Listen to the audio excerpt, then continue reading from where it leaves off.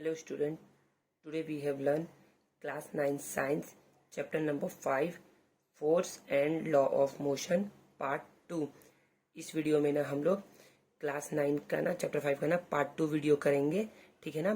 Part 1 video में ना आपको इसके पहले का फर्स्ट लॉ ऑफ मोशन के पहले का सारी चीजें बता दिया गया है, ठीक है ना। जिसमें पहला चीज था कि हम लोगों ने फोर्स के बारे में सीखा था कि फोर्स क्या है, इनर्शिया एंड मास सीखा था, और फिर बोल सकते हैं बैलेंस्ड एंड अनबैलेंस्ड फोर्स के बारे में सीखा था। और नेक्स्ट अब हम लोग पढ़ेंगे 5.3 फर्स्ट लॉ ऑफ मोशन से, ठीक है ना। तो हम सीखते हैं, पढ़ते हैं पहले first law of motion. First law of motion क्या होता है तो देखते हैं। अकॉर्डिंग टू न्यूटन के according every object remain in its states of rest और a state of uniform motion. तो देखिए एवरी ऑब्जेक्ट जैसे सपोज करिए कि ये क्या है, पेंसिल है ना, ये भी एक ऑब्जेक्ट है। तो ये भी किस पोजीशन पे है, ये भी है रेस्ट स्टेट में। किस स्टेट में है, रेस्ट के स्टेट में है। तो ये क्या रहेगा, हमेशा रेस्ट के स्टेट में रहेगा क्या, यस बिल्कुल रहेगा हमेशा, जब तक इस पे क्या कोई अनबैलेंस्ड फोर्स नहीं लगाया जाता या अनबैलेंस फैक्टर कोई एक्सटर्नल फोर्स नहीं लगाएगा ना, तो तक क्या रहेगा, रेस्ट में रहेगा। देखिए मैंने इसको फोर्स लगाया और मैं क्या कैसे पिक कर लिया, यही है अनबैलेंस, ठीक है ना। अब सपोज करिए फिर से ये क्या है, एक ऑब्जेक्ट है, ठीक है। अब मैं क्या कर रहा हूँ, अब मैंने इसे क्या कर रहा हूँ, मोशन मूव कर रहा हूँ।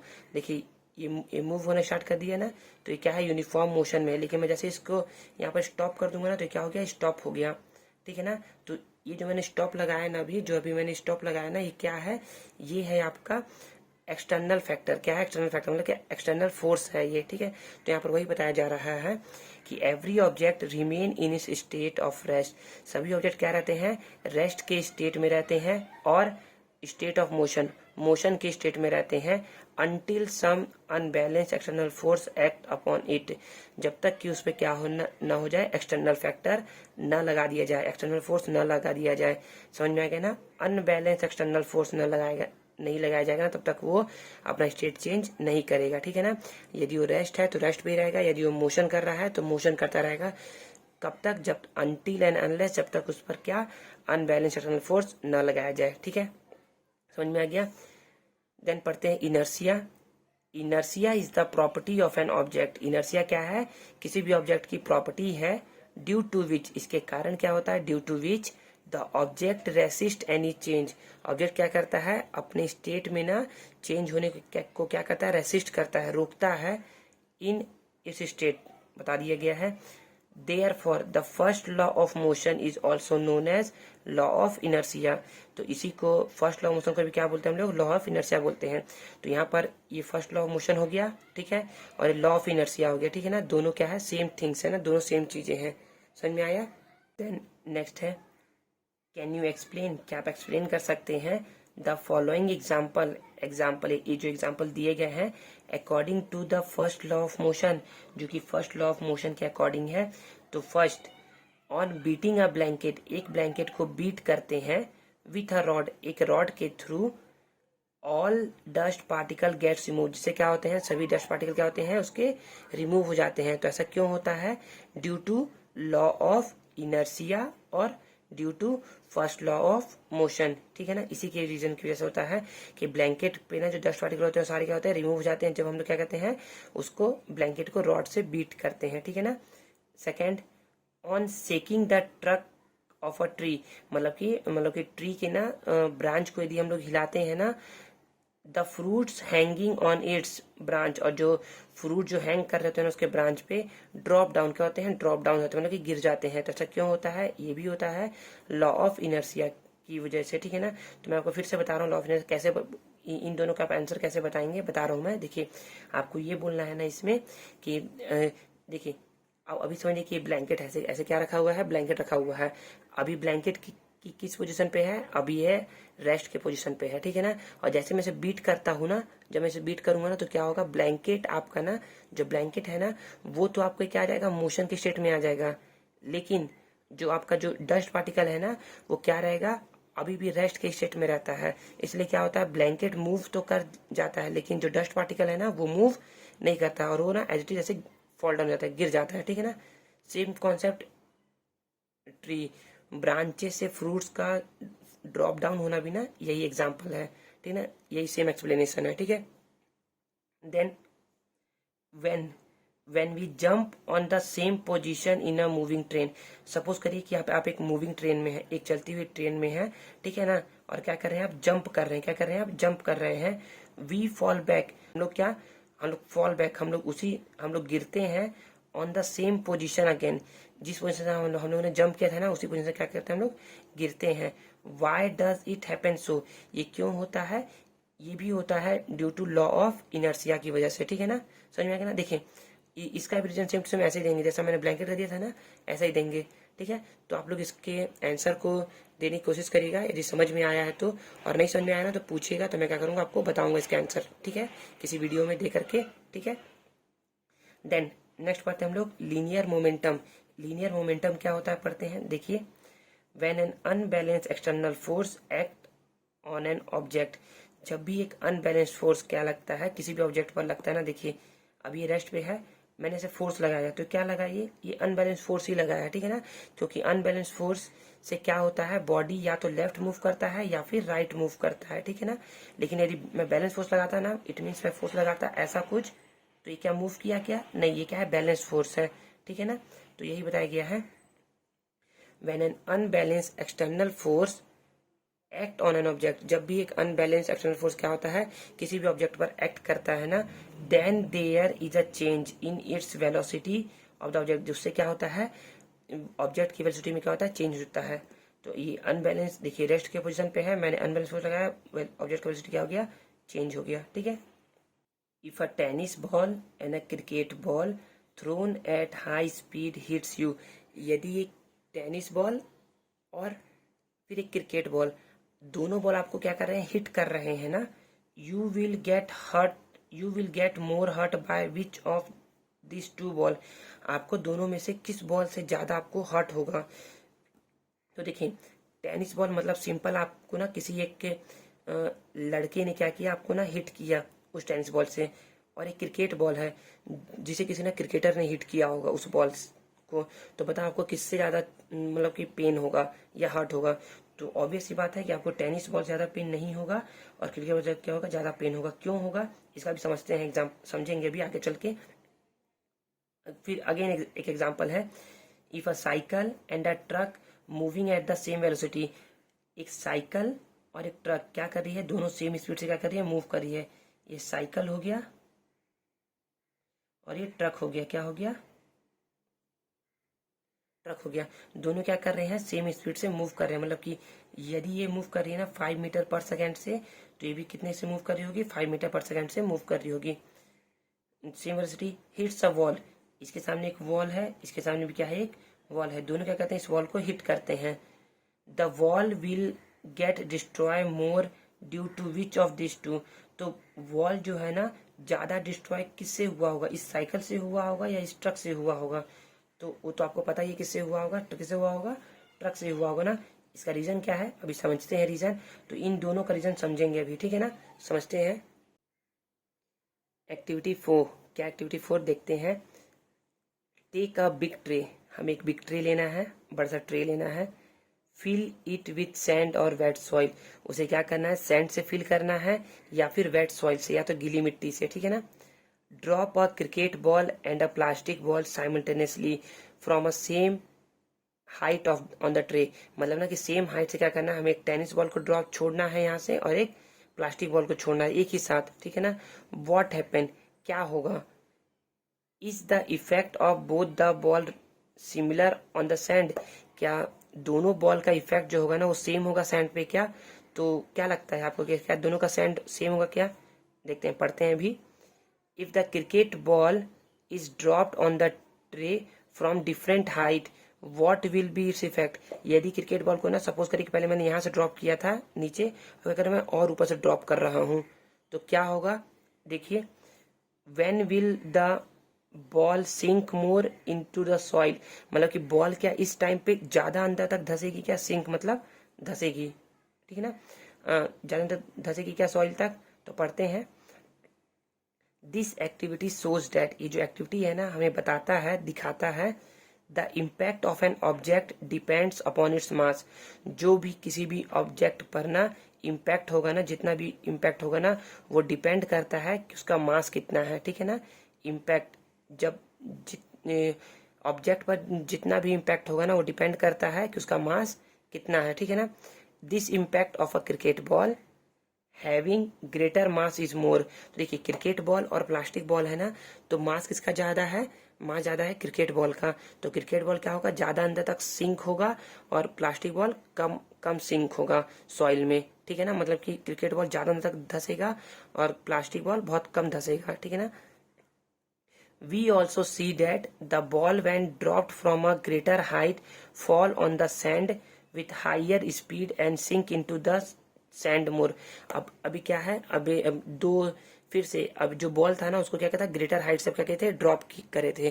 ग्रेटर क्या क्या क्या कहते हैं, ड्रॉप किए थे। जब ड्रॉप करेंगे ना तो देखिए वो क्या होगा, उसको नीचे आने तक ना उसका स्पीड क्या होता जाएगा, इंक्रीज होता जाएगा, इंक्रीज होता जाएगा। और क्या करेगा वो सैंड पे ना ज्यादा अंदर तक सिंक होगा, ठीक है ना। वही लिखा गया है, mainly the impact depend upon the velocity of the object and its mass. तो ये किस पे डिपेंड करता है, वेलोसिटी पे डिपेंड करता है और मास पे डिपेंड करता है। तो जो हमारा क्वेश्चन था, पहला क्वेश्चन था कि टेनिस बॉल से आपको हिट किया गया है और एक क्रिकेट बॉल से हिट किया गया है, तो किससे आपको ज्यादा चोट लगेगा। तो देखिए यहाँ पर बताया गया कि वेलोसिटी, यदि किसी का वेलोसिटी इंक्रीज हो रहा है ना तो आपको क्या क्या करेगा, वो ज्यादा हर्ट करेगा। तो समझ में आ गया। तो पहला क्या था, क्रिकेट बॉल आपको ज्यादा हर्ट करेगा कंपेयर टू टेनिस बॉल, ठीक है। देन सेकेंड था कि साइकिल और ट्रक दोनों सेम स्पीड से मूव कर रहा है और एक वॉल को क्या किया, उसने टक्कर मारा, ठीक है ना, मतलब कोलाइड किया। तो कौन ज्यादा डिस्ट्रॉय होगा, तो जिसका मास ज्यादा होगा। तो मास किसका ज्यादा है, ट्रक का ज्यादा है मास या साइकिल का ज्यादा है। तो देखिए ट्रक का मास क्या है, ग्रेटर देन है कंपेयर टू साइकिल। तो इसलिए ज्यादा डिस्ट्रॉय कौन करेगा वॉल को, तो वॉल को ज्यादा डिस्ट्रॉय करेगा ट्रक, क्योंकि उसका मास क्या है, मोर है कंपेयर टू साइकिल, ठीक है। समझ में आ गया ना दोनों का आंसर, और यहाँ का समझ में आ ही गया होगा, ठीक है ना। Then next, the product of mass of an object and its velocity is called momentum। तो मोमेंटम क्या होता है, मोमेंटम को पी से शो करते हैं। मोमेंटम किसे शो करते हैं, पी से। तो पी क्या होता है, product, product means multiplication. Product of mass and velocity is known as momentum, okay. The momentum P of an object is defined by the product of its mass m and its velocity v। this mean p is equal to mv। समझ में आया ना। Then फिर next पढ़ते हैं, momentum is a vector quantity. Momentum क्या है, एक वेक्टर क्वांटिटी है। मैंने बताया था ना वेक्टर क्वांटिटी क्या होता है। तो vector quantity are those quantity जिसमें हम लोग क्या शो करना रहता है, magnitude as well as direction. मतलब हमें मैग्नीट्यूड भी बताना है उसका और डायरेक्शन भी बताना है, ठीक है ना। उसे बोलते हैं वेक्टर क्वांटिटी। तो momentum is a vector quantity which has both, जिसके लिए क्या चाहिए हमें, मैग्नीट्यूड एंड डायरेक्शन दोनों चाहिए, ठीक है। द डायरेक्शन ऑफ मोमेंटम, जो डायरेक्शन, जो मोमेंटम का जो डायरेक्शन होगा ना, will be similar to the direction of velocity. वो किस पे डिपेंड करता है, जो भी वेलोसिटी का डायरेक्शन होगा ना उस पर ही डिपेंड करता है या उसी के डायरेक्शन में होता है। जैसा वेलोसिटी, जिस डायरेक्शन में वेलोसिटी होगा ना उसी डायरेक्शन में क्या होगा, मोमेंटम भी होगा, ठीक है ना। The SI unit of momentum is kilogram. जो एसआई यूनिट होती है मोमेंटम की वो क्या होती है, kilogram metre per second. Kilogram metre per second. तो देखिए कैसे निकालते हैं इसका यूनिट। देखिए जो इसका मोमेंटम का जो यूनिट आया ना, क्या आया है, किलोग्राम मीटर पर सेकेंड। कैसे कैलकुलेट करें, देखिए तो मोमेंटम होता है क्या, p is equal to mass into velocity, okay. देखिए तो मास का यूनिट होता है क्या, किलोग्राम, एंड वेलोसिटी का यूनिट होता है मीटर पर सेकेंड। तो मल्टीप्लाई करके लिख लेंगे इसे, तो क्या हो जाएगा, किलोग्राम मीटर पर सेकेंड। समझ में आ गया ना, किलोग्राम मीटर पर सेकेंड से क्या होती है, यूनिट होती है। समझ में आ गया। देन नेक्स्ट पढ़ते हैं, force and the change in momentum. Force और मोमेंटम में चेंज कैसा होता है, तो देखिए इसमें ज़्यादा कुछ पढ़ना नहीं है, बस इतना ही पढ़िए। The change in the momentum of an object. Momentum में जो चेंज होता है ना किसी भी ऑब्जेक्ट का, डिपेंड्स करता है mainly upon the amount of force, की कितना उसमें फोर्स लग रहा है, force applied, and the total time of application of force, और कितने देर के लिए क्या लग रहा है, फोर्स लग रहा है। मतलब कि पहले तो अमाउंट की फोर्स कितना लग रहा है उस पर, और टाइम कितने ड्यूरेशन के लिए मतलब कि फोर्स को कितने टाइम ड्यूरेशन के लिए लगाया गया है, बस उस पर डिपेंड करता है, और कुछ ज़्यादा पढ़ना नहीं है, ठीक है ना। पढ़ते हैं क्योंकि इसका जो यूज़ है ना वो यहाँ पर आएगा, सेकेंड लॉ ऑफ मोशन में आएगा, इसलिए इसको बताया जा रहा है, नहीं तो ये पढ़ते ही नहीं हम लोग, ठीक है ना। सेकेंड लॉ ऑफ मोशन पढ़ते हैं। सेकेंड लॉ ऑफ मोशन क्या है, इंपॉर्टेंट है। सेकेंड लॉ ऑफ मोशन क्या है देखिए, अच्छे समझिएगा इसको। To the second law of motion, according to the second law of motion, the rate of change of momentum, rate of change of momentum, rate of change of momentum, देखिए ऐसा पढ़ते हैं, बताऊंगा अभी। Momentum of an object is directly proportional to the unbalanced force applied on the object। देखिए समझिएगा अच्छे से, देखिए यहाँ पर बताया जा रहा है इसको, देखिए the rate of change of momentum, याद रखिए जब भी द रेट आ जाए ना क्या करना है, ऑलवेज टाइम से डिवाइड करोगे, क्या करोगे, टाइम से डिवाइड करोगे। The rate of change of momentum, change of momentum, the rate of change of momentum, the rate of change of momentum, इसे ऐसा पढ़ते हैं, the rate of change of momentum of an object is directly proportional, इसे बोलते हैं directly proportional, is directly proportional to the unbalance force applied on it, to the unbalance force applied on it, ठीक है ना, इसे ऐसे ही पढ़ते हैं, ठीक है ना। तो ये भी लिखोगे ना इसके जगह पे तो कोई आपका कट नहीं कर सकता है, ये भी सही है, बिल्कुल सही है, ठीक है ना। देखो देखिए ये कैसा लिखा गया है, ये इसको ऐसा लिखा गया है, एफ डायरेक्टली प्रोपोर्शनल टू, देखिए चेंज बोल रहा है ना, चेंज ऑफ मोमेंटम, तो चेंज ऑफ मोमेंटम को हम लोग कैसे शो करते हैं, हम लोगों ने पढ़ा था ना, चेंज इन वेलोसिटी को फाइनल माइनस इनिशियल लिखा था, तो वैसे ही इसको भी लिखते हैं final momentum minus initial momentum, ठीक है ना। और टाइम का भी वैसे ही रहेगा, तो time final time sorry minus, हाँ final time minus initial time, ठीक है ना, ये हो गया। देन इसे भी आगे सॉल्व करते हैं, पहले समझिए इसे। If F is the net unbalance force applied on the object, यदि F क्या है, नेट बैलेंस अनबैलेंस फोर्स है ना, जो कि क्या हो रहा है, अप्लाइड हो रहा है ऑब्जेक्ट पर। P is the momentum, P क्या है, मोमेंटम है। Then according to the second law of motion, ऐसा हम लोग ऐसा बोल सकते हैं, ठीक है ना, वे जहां पर P1 क्या है, initial momentum at time T1, P1 क्या है, initial momentum time T1, and P2 is the final momentum on time T2 और एट टाइम T2, ठीक है ना, समझ में आ गया ना। अब देखिए हम लोग क्या करते हैं ना, इसे ना ऐसा भी लिख सकते हैं, जो F है ना, F डायरेक्टली प्रोपोर्शनल टू, देखिए P2 minus P1, it means ना जो मोमेंटम में चेंज होता है ना वो बहुत ही स्मॉल होता है, तो स्मॉल के लिए हम लोग लिखते हैं डेल P, इसे पढ़ते हैं डेल, पढ़ते हैं क्या पढ़ते हैं इसे, डेल, जो एक ट्रायंगल फॉर्म हुआ है ना उसे डेल पढ़ते हैं, तो del P upon del T, ठीक है ना, ओके। देन याद रखिए जब भी प्रोपोर्शनैलिटी का साइन हटता है ना तो क्या आता है, हमेशा एक कांस्टेंट आता है, क्या आता है, प्रोपोर्शनैलिटी कांस्टेंट आता है, ठीक है ना। देखिए तो F तो ऐसे ही था, जब भी प्रोपोर्शनैलिटी का साइन हटता है ना तो इक्वल टू और एक प्रोपोर्शनैलिटी कांस्टेंट आता है, ठीक है, तो ये हो गया del P upon del T, समझ में आ गया प्रोपोर्शनैलिटी साइन। देखिए यहाँ पर सबसे पहले लिखा मैंने del P upon del T, del क्या है, चेंज इन मोमेंटम, ठीक है ना, और डेल T क्या है, चेंज इन टाइम। ये जो डेल है ना ये क्या है, स्मॉल चेंज को दिखाता है, क्या दिखाता है, स्मॉल चेंज को दिखाता है, ठीक है ना। और फिर मैंने बताया कि जब भी प्रोपोर्शनैलिटी साइन हटता है ना तो इक्वल टू साइन और प्रोपोर्शनैलिटी कांस्टेंट प्रोवाइड करता है हमें, ठीक है ना, समझ में आ गया। अब क्या होता है, F इज इक्वल टू हम लोग यदि K इज इक्वल टू हम लोग यदि 1 ले लेते हैं ना तो क्या हो जाता है, 1 multiply del P upon del T, ठीक है, तो 1 का मल्टीप्लाई करेंगे तो क्या हो जाएगा, del P upon del T। अब देखिए हम लोगों ने ना पहले पढ़ चुका है कि P momentum is equal to mass multiply velocity, होता है या नहीं, momentum is equal to mass multiply velocity, होता है ना। तो देखिए तो वही करेंगे, तो मोमेंटम की जगह हम लोगों ने क्या किया, मास, तो याद रखिए कि ऑब्जेक्ट का मास नहीं बदलता है, ठीक है ना, क्या बदलेगा, उसकी वेलोसिटी बदलती है। हम लोगों ने पढ़ा था ना यहाँ पर कि उसकी मोमेंटम का क्या होता है, वेलोसिटी में चेंज आता है, वेलोसिटी में चेंज आता है, तो देखिए तो मास तो वैसे ही रह गया, वेलोसिटी क्या हो गया, del V upon del T तो है ही ऐसा, ठीक है ना। अब यदि आपको याद हो ना तो इक्वेशन हम लोगों ने फर्स्ट इक्वेशन ऑफ मोशन पढ़ा था, फर्स्ट इक्वेशन ऑफ मोशन, तो इक्वेशन ऑफ मोशन क्या था यहाँ लिख के बता रहा हूँ, V is equal to u plus a t, ऐसा था ना। तो यहाँ से हम लोग जब a निकालते थे ना तो ये आता था क्या, v minus you upon T. अब ये सॉल्व करिएगा, u को इधर लेकर जाइए, v minus you, T multiply में है, इस साइड आएगा तो डिवाइड में आ जाएगा, ठीक है ना। तो इसी v माइनस यू, जो v माइनस यू है ना, ये क्या है, डेल u है, सॉरी डेल v है, क्या है ये, डेल v अपॉन टी। तो यहाँ से आ गया m, और del v upon del t को मैं क्या लिख सकता हूँ, a।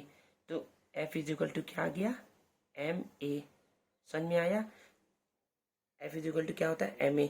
तो यही जो है ना वो क्या है, सेकेंड लॉ ऑफ मोशन का मैथमेटिकल रिप्रेजेंटेशन है, f is equal to m a. ठीक है, समझ में आ रहा है। तो देखिए हम लोगों ने ना यहाँ तक सॉल्व कर दिया है, f is equal to m a. मैंने जो बताया था a is equal to del v upon del t, and f is equal to बताया था p इज इक्वल बताया था एम वी, ठीक है ना, उसी का यूज किया गया है। अब देखिए m, मैं बोलूँ ना कि इसके f की यूनिट क्या होती है, तो यहाँ पर तो दे दिया f का यूनिट न्यूटन होता है, तो मैं बताना चाह रहा हूँ कैसे निकलेगा न्यूटन। देखिए f होता है मास इंटू एक्सेलरेशन, m की यूनिट होती है किलोग्राम, होती है ना किलोग्राम, एंड एक्सेलरेशन की यूनिट होती है मीटर पर सेकेंड स्क्वायर, इसलिए f की यूनिट हो जाती है kilogram metre per second square, और kilogram metre per second square किसके इक्वल होता है, न्यूटन के, ठीक है ना। तो क्या आ गई इसकी यूनिट, 1 न्यूटन आ गई, क्या आ गई, 1 न्यूटन, कुछ नहीं तो 1 है ना, तो यहाँ पर भी 1।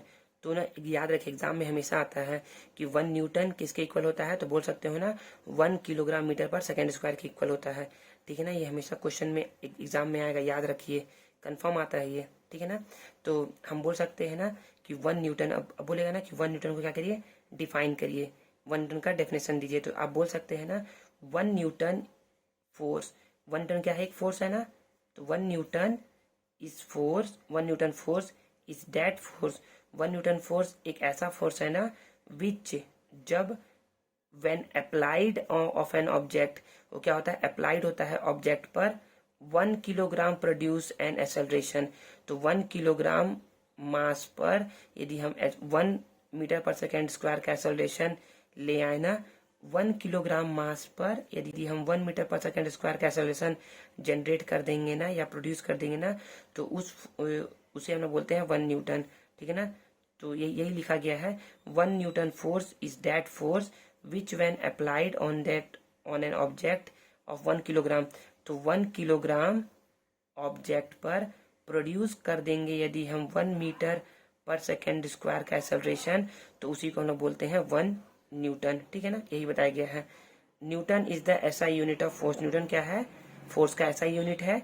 It is represented using N, उसको किसे रिप्रेजेंट करते हैं, एन से रिप्रेजेंट करते हैं, ठीक है ना, याद रखिए फोर्स को रिप्रेजेंट करते हैं किससे, एन से, ठीक है, समझ में आ गया। तो यहाँ हमारा क्लास 9 का पार्ट 2 ओवर होता है। यदि आपको कुछ भी चीज़ें नहीं समझ में आई होगी ना, तो आप मुझसे पूछ सकते हैं, मैं आपको फिर से बताने की कोशिश करूंगा, ठीक है। नेक्स्ट वीडियो में ना हम लोग एग्जाम्पल 1 से पढ़ना चालू करेंगे, ठीक है। यदि आपको कुछ भी दिक्कत होता है तो मुझसे जरूर पूछिएगा, ठीक है। मिलते हैं नेक्स्ट वीडियो में, तब तक के लिए गुड बाय, थैंक यू, ठीक है।